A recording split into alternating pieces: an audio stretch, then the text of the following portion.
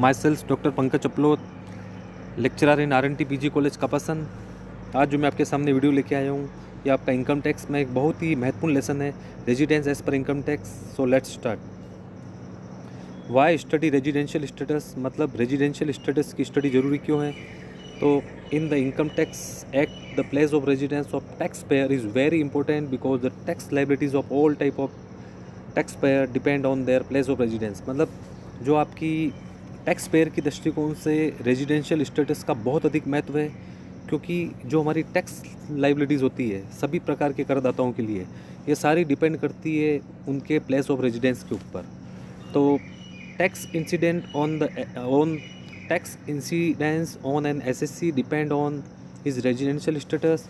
इसको अगर मैं एक एग्जांपल के माध्यम से समझाऊं तो सपोज़ आपकी कोई इनकम फॉरेन में हुई और उस इनकम को आपने वहीं प्राप्त किया, तो क्या ये ट्रांजैक्शंस या हमारी ये इनकम टैक्सेबल होगी या नहीं होगी?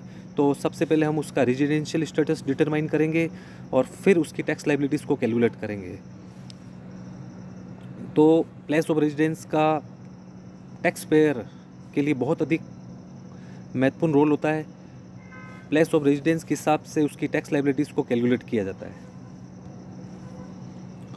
टैक्सेबल एंटिटी की बात करूं तो taxable entity can be an individual, a Hindu undivided family, a firm, a company, an association of person. तो इस वीडियो में मैं केवल इंडिविजुअल्स के रेजिडेंशियल स्टेटस को ही डिस्कस किया है। नेक्स्ट जो वीडियो बनाऊंगा तो नेक्स्ट वीडियो में मैं Hindu undivided family, firm, company और एसोसिएशन पर्सनस के रेजिडेंशियल स्टेटस को डिस्कस करूंगा। Categories of tax pair according to section 6 from the point of view of residence there are the following 3 category of tax payer। क्यों basically tax payer की 3 तरह की category होती है, resident, non ordinary resident और non resident. तो ये 3 तरह की कैटेगरी दी हुई है। इसको मैंने एक चार्ट के माध्यम से यहाँ दिखाया है, how to find out residential status. तो यहाँ इंडिविजुअल और HOF का मतलब होता है हिंदू अनडिवाइडेड फैमिली। तो इंडिविजुअल और HOF को मैंने यहाँ 2 टुकड़ों में बांटा है, रेजिडेंट और non resident.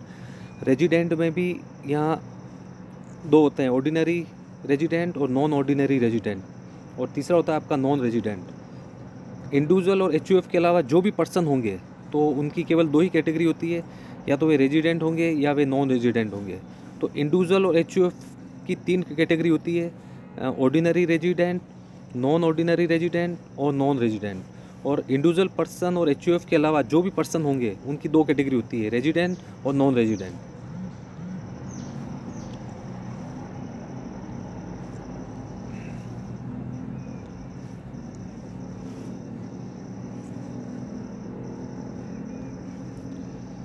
Determine the resident status of an individual. अब यहाँ डिटरमाइन करूँगा मैं रेजिडेंट स्टेटस इंडिविजुअल के। Section 6(1) this section applied to individual if an individual is to qualify as resident of India if he has to fulfill 3 condition। मतलब अगर वो कोई person India में रेजिडेंट है, तो अगर वो 3 कंडीशंस को फुलफिल करता है या सेटिस्फाई करता है तो वो इंडिया में रेजिडेंट पर्सन्स कहलाता है। वो 3 कंडीशंस में सबसे पहली होती है बेसिक कंडीशन। अच्छा, बेसिक कंडीशन में भी यहाँ बेसिक कंडीशन के भी यहाँ 2 पार्ट है, तो मैं डिस्कस करता हूँ। In the first condition of 2 condition are given on the fulfilment of any one of which the first condition is consider to be fulfil the following 2 condition of the first condition are the following is called basic condition. तो basic condition में भी 2 condition होती है आपके।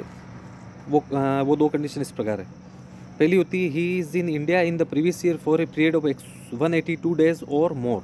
मतलब वो कोई भी पर्सन प्रीवियस ईयर यानी 2019 और 2020 में 182 दिन या उससे ज़्यादा दिन भारत में रहा हो। ये बेसिक में ये पहली कंडीशन है कि अगर कोई व्यक्ति प्रीवियस ईयर में 182 डेज या उससे ज़्यादा इंडिया में हो। अगर ये 182 डेज वाली कंडीशन पूरी नहीं होती है तो हम सेकंड वाली कंडीशंस को देखते हैं। सेकंड वाली कंडीशंस क्या है, ये देखिए आप। He is in India for a period of 60 days or more during the previous year and 365 days or more during 4 year immediately preceding the previous year. मतलब प्रीवियस ईयर में 60 दिन और प्रीवियस ईयर के पहले के 4 वर्षों में वह कुल मिलाकर वो 365 दिन या उससे ज़्यादा दिन भारत में रहा हो। ये वाली कंडीशंस कब देखते हैं? जब 182 डेज़ वाली कंडीशंस हमारी अगर पूरी नहीं होती है बेसिक में, तो हम ये सेकंड वाली कंडीशंस को देखते हैं। कुछ ऐसी कंडीशंस होती है जिस पर आपका 182 डेज़ कंपलसरी होता है, मतलब जिसमें अगर 182 डेज़ अगर वो कंडीशंस पूरी नहीं होती है तो वो पर्सन्स इंडिया में नॉन रेजिडेंट पर्सन्स कहलाता है। वो कंडीशंस कौन सी होती है? यदि कोई व्यक्ति प्रीवियस ईयर में रोजगार के पर्पस से इंडिया से बाहर जा रहा है तो उसका प्रीवियस ईयर में 182 डेज़ रहना कंपलसरी है। अगर कोई व्यक्ति रोजगार के लिए बाहर गया है तो उसके लिए प्रीवियस ईयर में 182 डेज़ रहना कंपलसरी है। दूसरा, अगर वो कोई क्रू मेंबर ऑफ शिपिंग का, जहाज रानी का सदस्य हो, क्रू मेंबर ऑफ शिपिंग, उसके लिए भी प्रीवियस ईयर में 182 दिन रहना ज़रूरी है। और तीसरा, अगर कोई जिसको बोलते हैं कि अगर कोई इंडिया का नागरिक है जो इंडिया से बाहर विदेश में कई सालों से रह रहा है और वो इंडिया में आता है वो विज़िट करने के लिए, मतलब उसके कोई पूर्वज इंडिया में पैदा हुए हैं और वो फॉरेन कंट्री में है और वो इंडिया में अगर आता है तो उसके लिए भी प्रीवियस ईयर में 182 डेज़ रहना कंपलसरी है। तो इन तीनों कंडीशंस के अलावा, अगर इन तीनों कंडीशंस में तो 182 दिन कंपलसरी है, बाकी जो कंडीशंस है उसमें अगर 182 दिन पूरे नहीं होते हैं तो हम ये सेकंड वाली कंडीशंस को देखते हैं। ये बेसिक कंडीशंस है। अदर जो 2 एडिशनल कंडीशंस है वह इस प्रकार है: he has been resident in India in at least 2 out of 10 previous year immediately preceding the relevant previous year. मतलब कोई पर्सन प्रीवियस ईयर के पहले के 10 सालों में 2 साल वह निवासी व्यक्ति हो इंडिया में, मतलब 182 दिन वाली शर्त को पूरा करता हो। Second additional condition, he has been in India for a period of 730 days or more during 7 year immediately preceding the relevant previous year. मतलब प्रीवियस ईयर के पहले के 7 वर्षों में कुल मिलाकर वो 730 दिन या उससे अधिक भारत में रहा हो। ये 3 कंडीशंस होती है। पहली बेसिक कंडीशंस होती है, बेसिक में भी 2 होती है, और बाकी की 2 एडिशनल कंडीशंस ये दोनों होती है। अब rules of residence status, resident and ordinary resident कब होता है? Must satisfy at least one of the basic condition and both of the additional condition. यदि कोई व्यक्ति बेसिक कंडीशंस को तो पूरा करता है, साथ साथ 2 एडिशनल कंडीशंस को भी पूरा करता है, तो वो इंडिया में रेजिडेंट और ऑर्डिनरी रेजिडेंस कहलाएगा। Resident and non ordinary resident must satisfy at least one of the basic condition and one or none of the additional condition. मतलब अगर कोई व्यक्ति फर्स्ट बेसिक कंडीशंस को तो पूरा कर रहा है और 2 एडिशनल कंडीशन में या तो दोनों ही नहीं कर रहा है या दोनों में से कोई एक कर रहा है, तो वह व्यक्ति रेजिडेंट या नॉन ऑर्डिनरी रेजिडेंस इंडिया में कहलाएगा।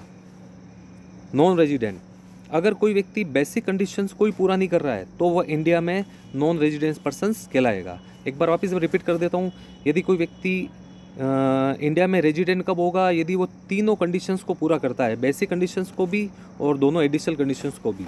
यदि कोई व्यक्ति इंडिया में नॉन ऑर्डिनरी रेजिडेंट कब होगा? यदि कोई व्यक्ति बेसिक कंडीशंस को तो पूरा करता है और जो एडिशनल कंडीशंस है उसमें या तो कोई एक करता है या दोनों ही नहीं करता है, तो वो इंडिया में नॉन ऑर्डिनरी रेजिडेंस कहलाता है। नॉन रेजिडेंट, यदि कोई व्यक्ति बेसिक कंडीशंस को भी पूरा नहीं करता है तो वो इंडिया में नॉन रेजिडेंट पर्सन्स कहलाता है।